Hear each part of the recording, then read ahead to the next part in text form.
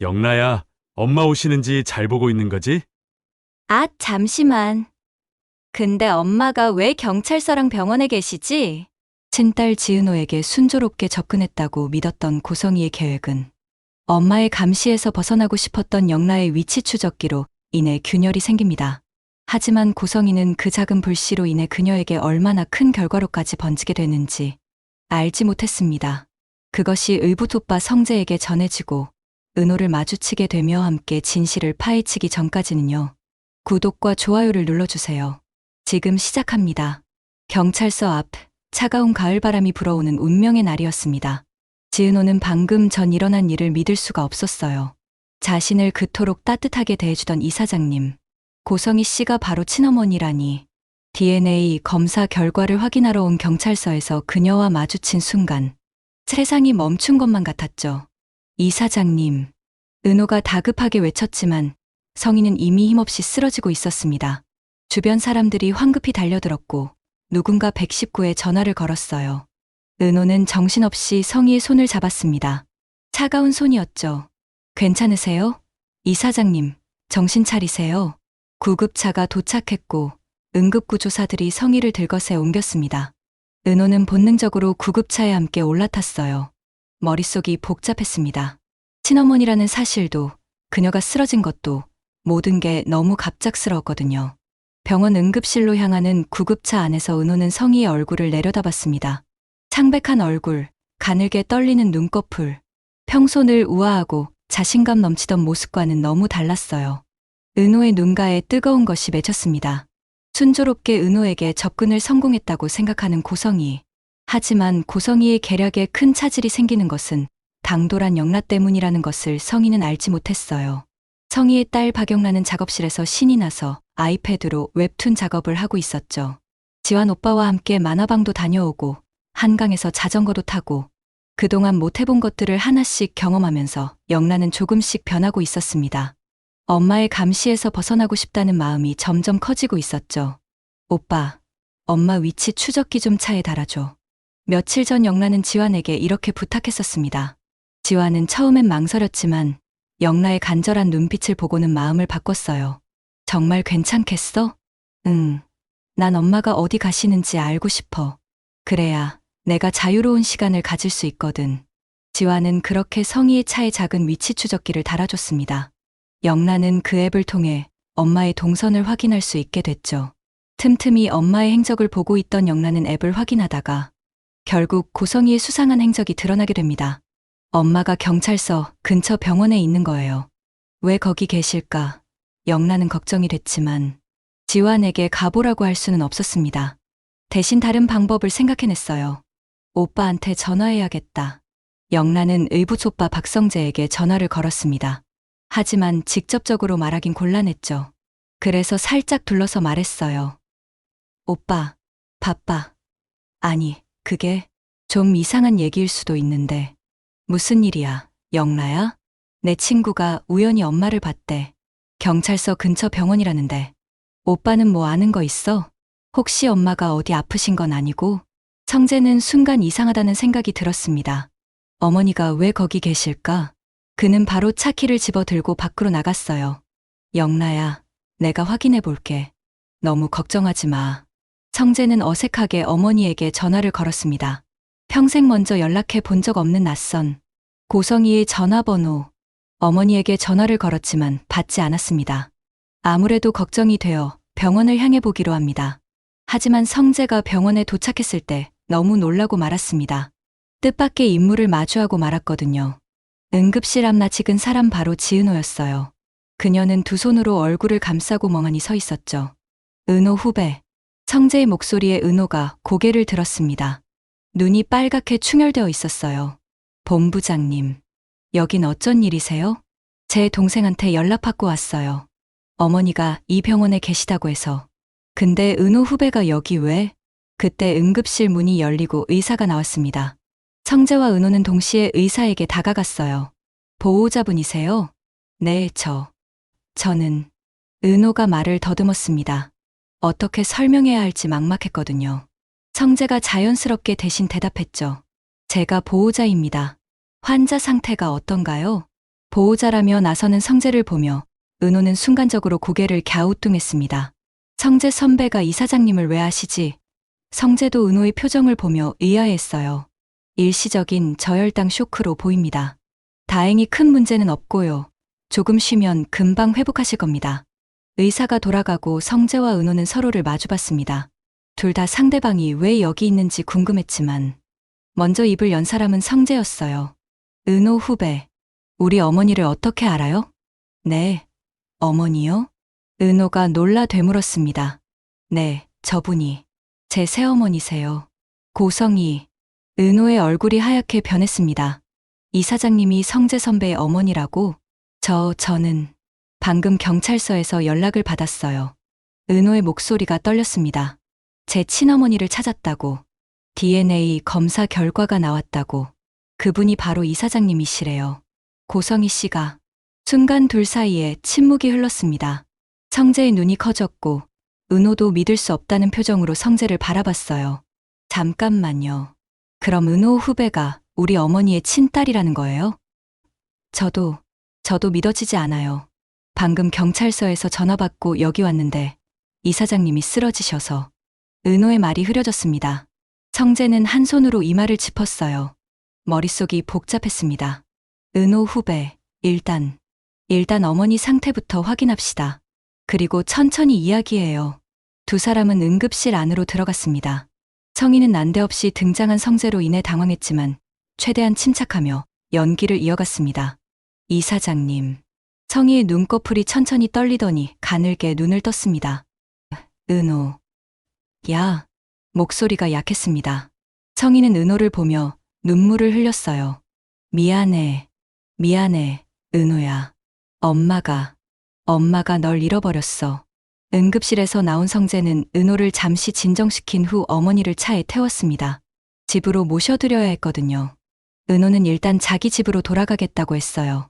은호 후배, 오늘 일은 너무 갑작스러웠으니까 천천히 생각해요. 제가 내일 다시 연락드릴게요. 네, 고마워요, 성재 선배. 차 안에서 성희는 조용히 눈을 감고 있었습니다. 성재가 운전하며 말을 꺼냈어요. 어머니, 괜찮으세요? 응. 성재야, 미안하구나. 걱정 끼쳐서. 성희의 목소리에는 떨림이 있었습니다. 성재가 백미러로 어머니를 힐끗 봤을 때 성희는 창밖을 바라보며 눈물을 닦고 있었어요. 정말 죽은 줄만 알았던 내 딸을 찾았어. 성재야, 너한테 말 못해서 미안하다. 성재는 대답 대신 고개만 끄덕였습니다. 어머니의 눈물이 진심인지 연기인지 알 수 없었거든요. 차는 조용히 집으로 향했습니다. 집에 도착해서 성희를 방까지 모신 후 성재는 혼자 소파에 앉아 생각에 잠겼습니다. 은호가 어머니의 친딸이라니. 그것도 DNA 검사로 확인된 사실이라니. 왜인지 모를 위화감이 들었어요. 어머니는 늘 자신의 감정을 완벽하게 통제하는 사람이었습니다. 10년 넘게 이 집에서 살면서 성재가 본 어머니는 단 한 번도 감정을 드러낸 적이 없었죠. 그런데 오늘 은호 앞에서 눈물을 흘렸다고요? 정말 진심이었을까? 성재는 고개를 저었습니다. 의심하고 싶지 않았어요. 그런데 어린 시절의 기억이 자꾸만 떠올랐습니다. 자신이 학창시절 왕따 당하는 사실을 알면서도 비싼 신발을 신겨보내던 그녀의 모습.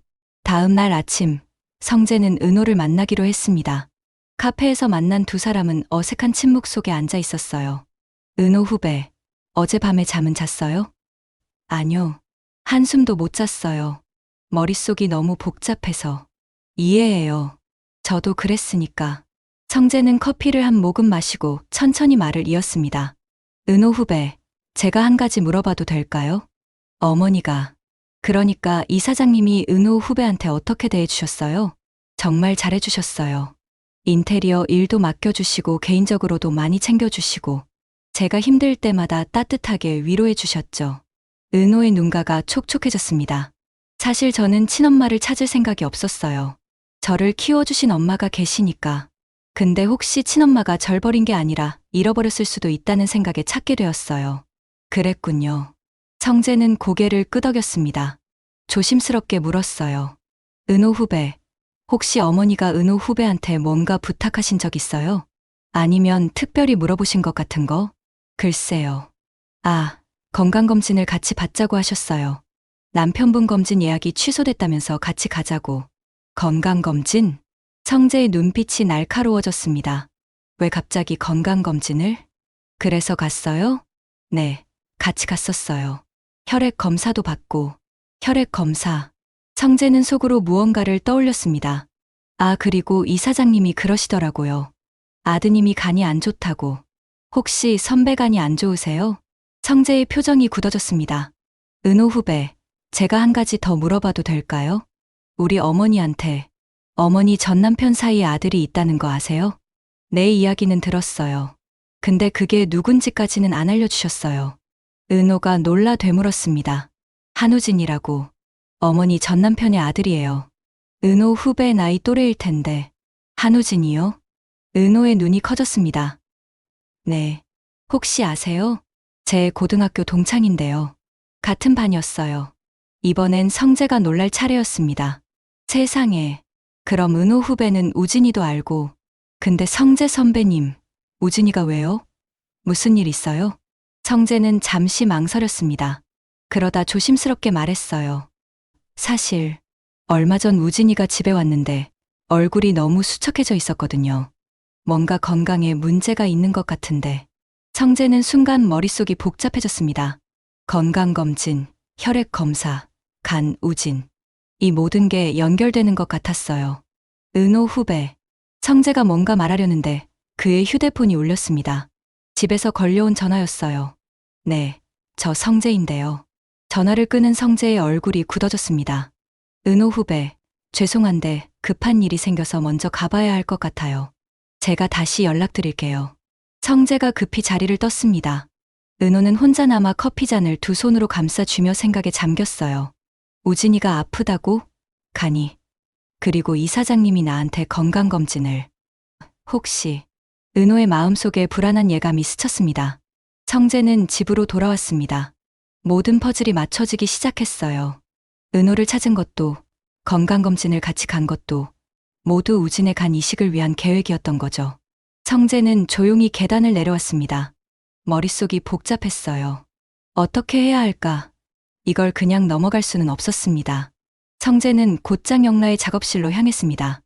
영라야, 오빠, 어쩐 일이야? 너 솔직히 말해봐. 너 친구 없는 거 아는데 엄마가 병원에 계신 거 어떻게 알았니? 영라는 잠시 망설였습니다. 성재의 표정이 심각했거든요. 왜? 무슨 일 있어? 영라야, 사실대로 말해줘. 어제 나한테 전화했을 때 친구가 엄마를 봤다고 했잖아. 근데 정말 친구가 본 거야?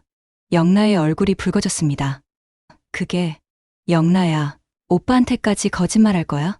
오빠는 네가 다치는 게 싫어. 솔직하게 말해줘. 영라는 결국 모든 것을 털어놓았습니다. 사실 친구가 아니라 지환 오빠가 제 부탁으로 엄마 차에 위치 추적기를 달아줬어요. 제가 부탁했어요. 엄마가 어디 가시는지 알아야 제가 자유로운 시간을 가질 수 있잖아요. 그래서 어제도 추적기로 엄마 위치를 확인한 거야? 네. 미안해요, 오빠. 거짓말해서. 괜찮아. 네, 잘못이 아니야. 성재는 영라를 안심시키고 물었습니다. 영라야, 엄마가 자주 가시는 곳 있다고 했지. 어디야? 잠깐만요.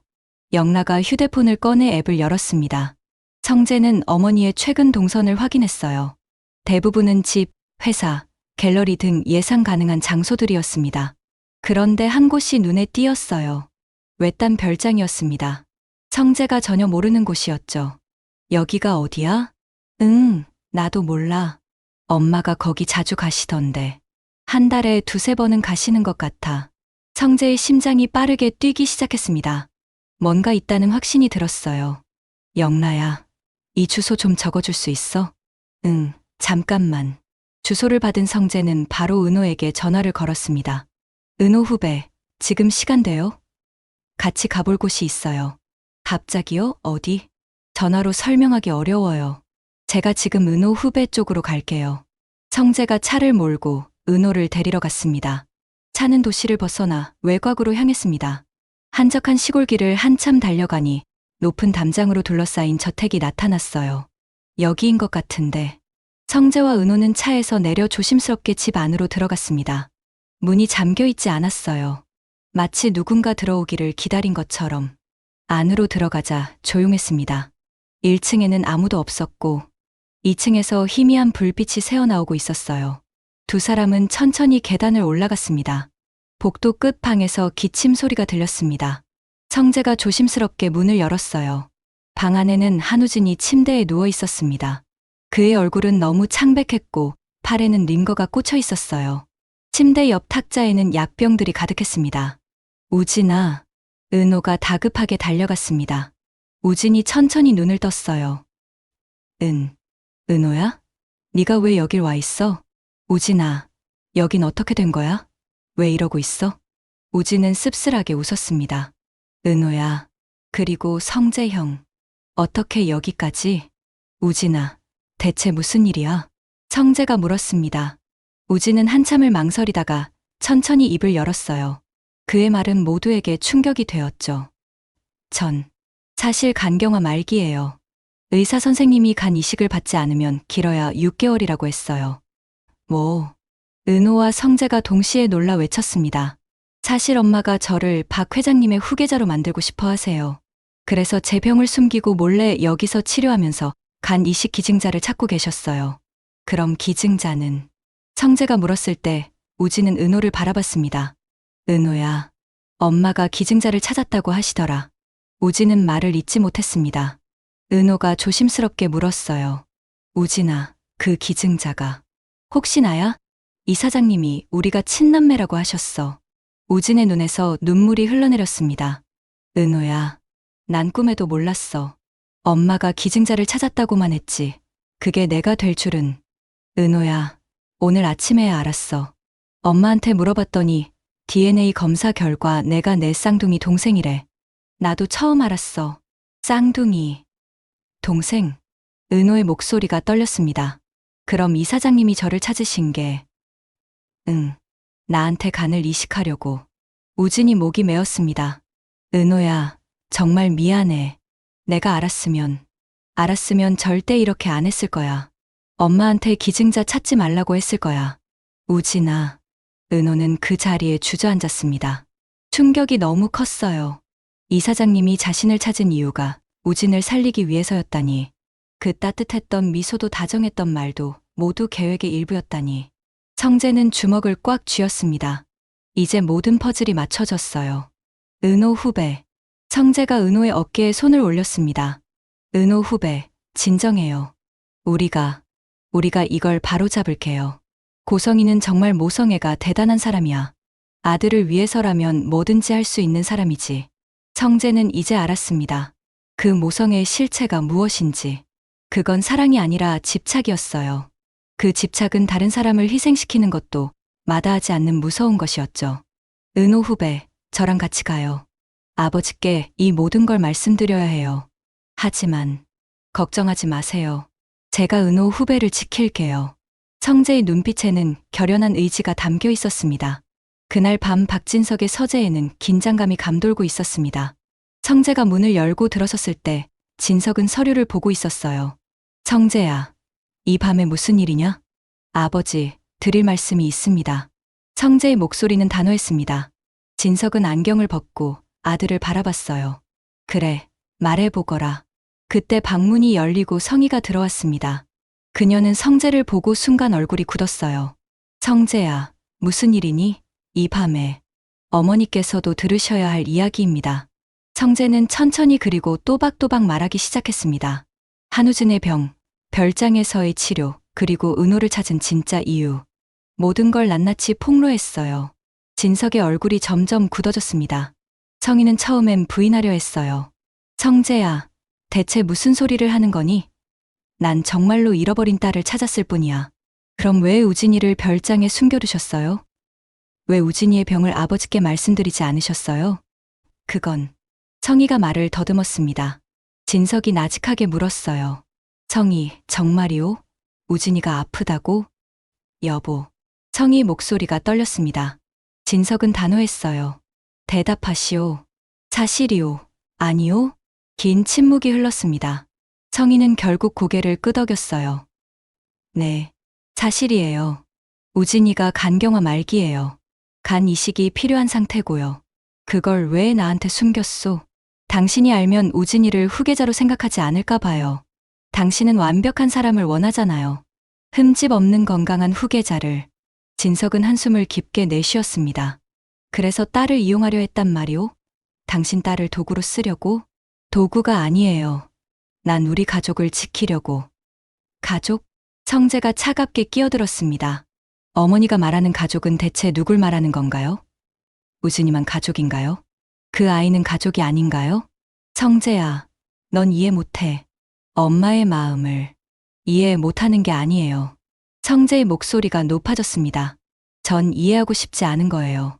이런 식의 사랑은, 이런 식의 모성은, 이게, 성재는 잠시 숨을 고르고 아버지를 똑바로 바라봤습니다.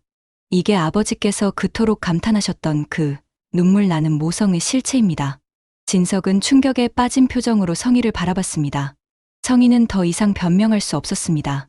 그녀는 무릎을 꿇었어요. 미안해요. 정말 미안해요. 난 그저 우진이를 지키고 싶었어요. 가난하게 자란 내가 이 집에 들어왔을 때 난 너무 불안했어요. 언제 쫓겨날까봐, 언제 다시 그 가난으로 돌아갈까봐. 성희의 눈에서 진짜 눈물이 흘러내렸습니다. 처음으로 진심이 담긴 눈물이었어요. 난 우진이만이라도 이 세계에 남게 하고 싶었어요. 그게 엄마로서 내가 할 수 있는 유일한 일이라고 생각했어요. 진석은 고개를 저었습니다. 당신은 잘못 생각했소. 가족은 그런 게 아니오. 성재는 그들의 대화를 들으며 씁쓸한 마음을 감출 길이 없었습니다. 아버지 박진석의 바람대로 그토록 모성이 강한 여자를 찾았지만 정작 그녀의 모성은 다른 곳을 향하고 있었으니까요. 이제라도 잘못 맞춘 단추를 다시 끼울 수 있을까요? 만약 그것이 가능하다면 그들은 할 일이 남아 있었어요. 아버지를 돕고 이 가족을 다시 바로 세우는 일, 그리고 진정한 의미의 가족이 무엇인지 보여주는 일. 별들이 빛나는 밤하늘 아래 세 사람은 그렇게 한 곳을 향해 걸어가야 했습니다. 성재는 혼자 그리고 성희는 어긋나버린 모성애로 인한 자신이 만든 감옥 안에서 화려했던 날들 속에 감춰졌던 진실이 드러난 밤, 모든 것이 변하기 시작했습니다. 진실의 무게 앞에 선 이들은 과연 이 상처를 딛고 진정한 가족으로 거듭날 수 있을까요? 구독과 좋아요를 눌러 이들의 앞길을 응원해주세요. 감사합니다.